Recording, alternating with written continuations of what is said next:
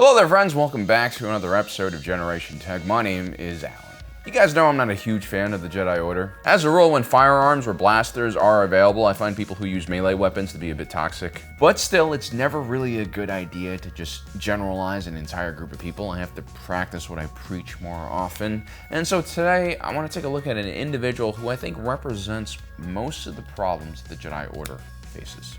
This is an institution that became increasingly dogmatic and arrogant during the golden age of the Republic.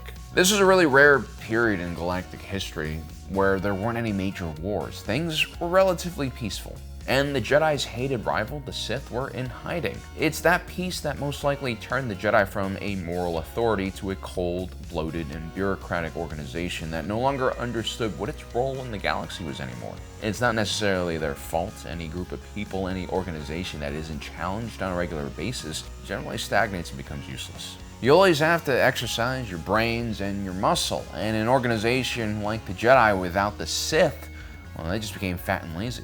Jedi Master Luminara and Mirialan is a product of the Jedi Order of this period of time. According to the lore, Master Luminara and Mirialan is described as a wise protector, an individual with great patience, discipline, bravery, and compassion. In some ways, that is who Master Luminara is, but when shit hits the fan, we get to see another side of her flaws. Before we continue though, a quick word from our sponsor for today's video, Lightsaber.com. They are the premier manufacturers of lightsabers that feature anti-dismemberment technology. And from July 3rd to July 31st, the entire store is going to be 30% off with free shipping. Plus now, Lightsaber.com is offering you guys the option to engrave their hilt, the Wraith Bearer, with any phrase or name that's up to 10 characters long. All you have to do is add the Wraith Bearer special bundle into your cart and then type in the notes section at checkout what you want to be written on the saber hilt. Remember guys, you have to select the Wraith Bearer bundle for this to work. If you just select the Wraith Bearer from the Padawan Saber category, you will not get the engraving. I'll link everything down in the description below if you guys are interested in this offer. And once again, thank you so much for your patience. It's sponsors like Lightsaber.com that keeps our team going through the slower months of the year. The Jedi Order does not treat all of its members the same way. Certain species get special treatment. For instance, you have Ki-Adi-Mundi. He's a Syrian potato, a species with such a low birth rate that the Jedi actually gave an exemption to him from their ban on marriage.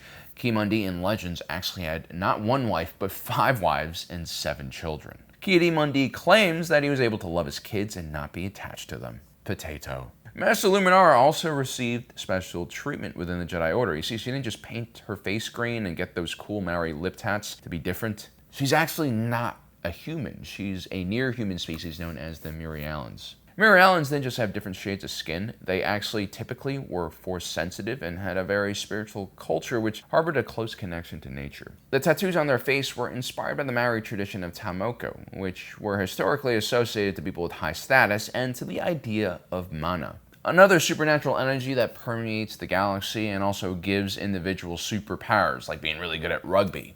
Now, when the Mirialans joined the Jedi Order, they actually negotiated this deal to allow Mirialans only to train other Mirialans. Some Star Wars fans have pointed out that the Mirialans were probably a bit xenophobic, or at least viewed themselves as different, if not superior. The fact that the Jedi actually allowed this special treatment for the Mirialans completely goes against their ideology, if you think about it. The entire idea of recruiting only infants to the Jedi Order is based on this idea that new Jedi recruits needed to be blank slates that could be easily molded by the Jedi's philosophy and belief system. This should mean, in theory, it doesn't really matter which planet or which species a Jedi youngling is, they're all going to be treated the same way. The Mirialans also had a primitive belief system surrounding the Force, which I assume was different from what the Jedi taught. And surprisingly, the Jedi were, I guess, accommodating of this more primitive view of the Force and allowed the Mirialans to continue practicing kind of like their spiritual way of dealing with the Force. This is not something that is very typical with the Jedi Order. They do not like other Force organizations. Now, I honestly think it's fine for new Jedi recruits to bring their culture and beliefs into the Order.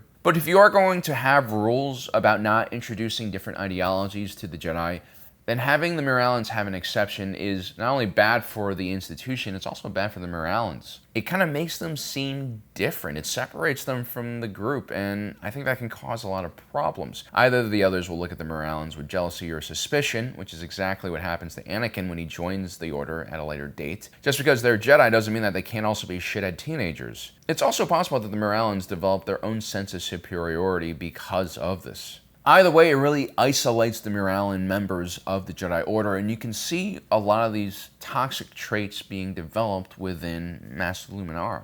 So Jedi Master Luminara was known as one of the most powerful Jedi within the Order, but what does that mean exactly? I don't really know.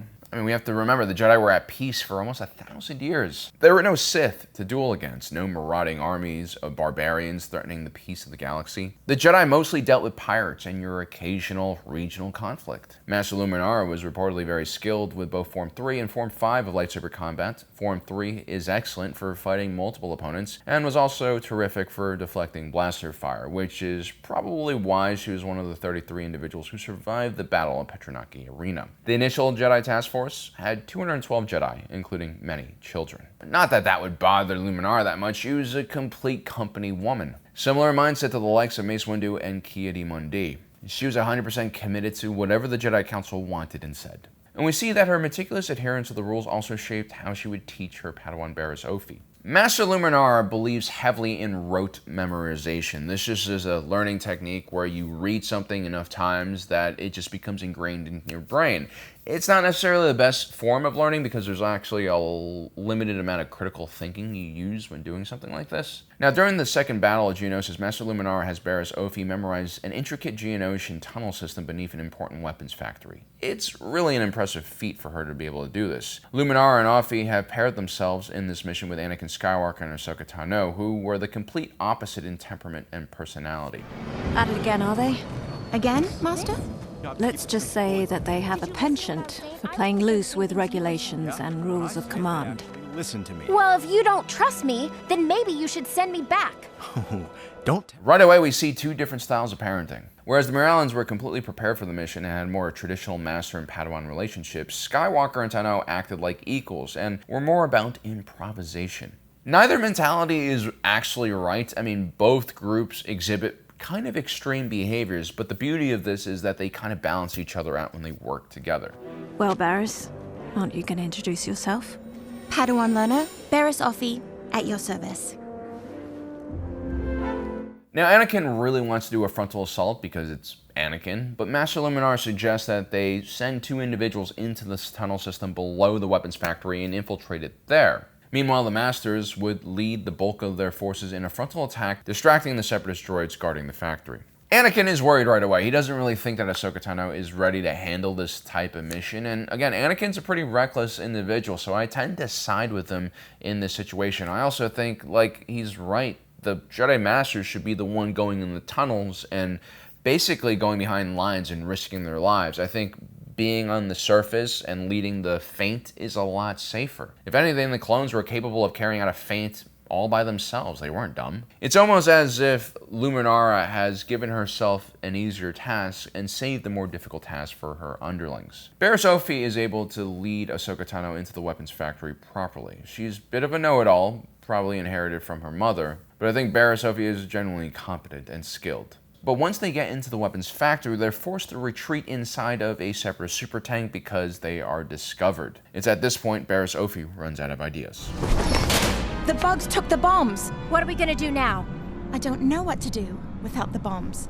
I have to say, it's really not Barriss Offee's fault for not having ideas. She's hardly older than Ahsoka here. The problem is that Master Luminara believes that with enough preparation, a battlefield plan will succeed, when in reality, all plans begin to fall apart the moment you make contact. The real issue here isn't Barriss Offee's lack of improvisation, it's the fact that she was sent on this mission in the first place. I mean, luckily Ahsoka's there and she's really good at improvising.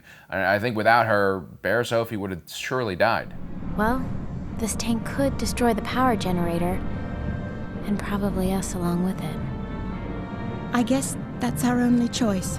The two Padawan heroically agree to sacrifice their own lives for the mission. Ahsoka calms Anakin, who of course tries to stop the Padawan from bringing the factory down on top of her own head. Now, just a side note, This episode of the Clone Wars was really designed to highlight Anakin's attachment to Ahsoka and how that's a problem. But to me, Anakin's devotion to Ahsoka is admirable, especially because she is his responsibility and technically still a child. A society that does not protect its young, its future, is going to be completely in chaos. And so what stands out to me is not Anakin's emotions, but Master Luminara's lack of emotions over Barriss Offee. Ahsoka, can you hear me? Come in! Master Luminara, don't worry. Be at ease, Skywalker. At ease. We need to act now! Ahsoka and Barriss may still be alive down there. There's not enough time. Anakin is emotional here, but he hasn't let those emotions completely take over his judgment. If anything, his emotions are pushing him to act as fast as possible. Logically speaking, what he's doing is correct here. He has no idea whether the Padawan have survived or not, and until he can get confirmation, the best thing he can do is actively search the ruins for them. Master Luminara, instead of focusing on freeing her Padawan, is more focused on teaching Anakin a lesson about Jedi philosophy. We cannot abandon our Padawans. You misjudge me. I too care for my apprentice. But if their time has come... I refuse to let Ahsoka die. She's so arrogant that she's not willing to let go of what she sees as a problem with Anakin. She's even ignoring the fact that her Padawan is missing. The fact that Luminara continues having this philosophical debate instead of, I don't know, lifting some debris up with the Force shows us just how out of touch Jedi Masters like Luminara are. I mean, here is a woman who spent most of her life trapped within the confines of the Jedi Temple. She was surrounded by like-minded and arrogant Jedi Masters who believed that they had figured out everything in the galaxy. And so when crisis strikes, Master Luminara doesn't act like a human being. She acts like a rigid, dogmatic individual who truly believes in the Jedi Order. To make matters worse, when Anakin finds Ahsoka, what does Luminara do? Well, she doesn't run to Barriss Offee and embrace her as she should. The poor girl just survived a very hairy situation. I knew they were still alive. I told you we shouldn't give up on them. It's not that I gave up, Skywalker, but unlike you, when the time comes, I am prepared to let my student go. Can you say the same? Still trying to prove people right, the ego on this woman. And here's the thing, a year or so later, Barriss Offee would actually frame Ahsoka Tano for bombing the Jedi Temple. At the time, the entire Republic, the Jedi Order, all turned against Ahsoka. You know who didn't? Anakin. You've already made your decision, haven't you? This meeting is just a formality! Reached a decision. We have. If there's one time in your life when you can become extreme, it's when you're looking out for your loved ones, your friends. I mean, if you don't go all out for them, then what are you saving it for?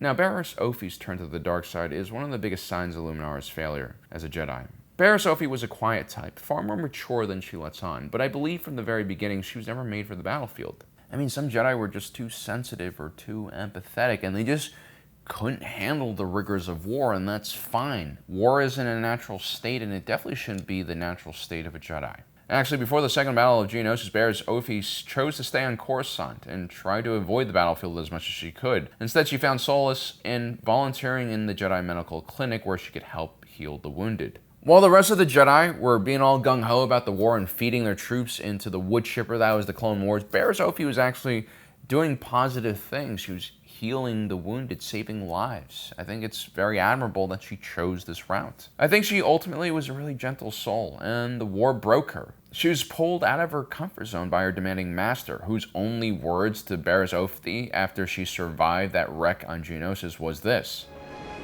Padawan, you did well.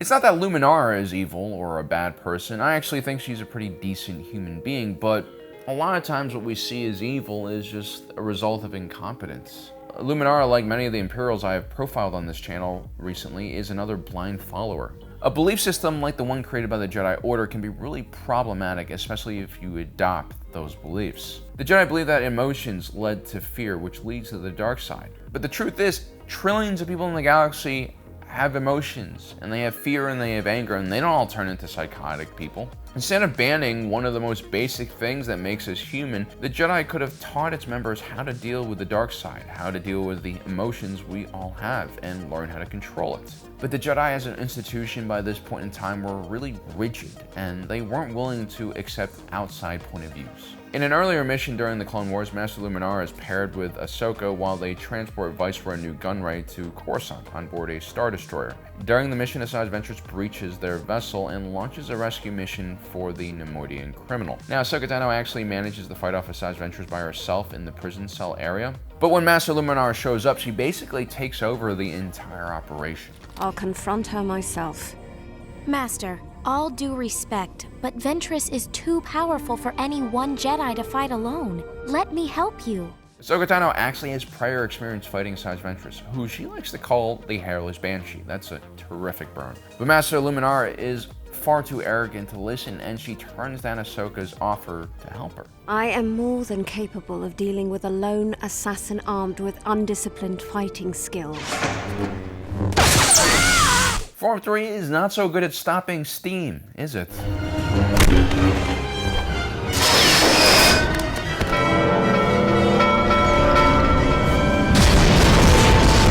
Ultimately, it's Ahsoka Tano who saves the day by disobeying Luminara's order and coming to her aid at the last second. But here's the thing. Just like how I can't be mad at Barriss Offee for turning to the dark side because of what her master made her do, I also can't be mad at Master Luminara for being such a shitty Jedi Master. And that's because she was just doing her job, following the behavior of her own master and the other Jedi that came before her. Somewhere along the lines, the Jedi forgot how to be simple heroes and turned into an organization that became burdened by politics, bureaucracy, and rules that completely muddled what it meant to be a Jedi in the first place. So there you have it, guys. That is my breakdown of Jedi Master Luminara Unduli. She was never my favorite. She always pissed me off when I saw her in the Clone Wars, and I'm kind of happy I did this video finally.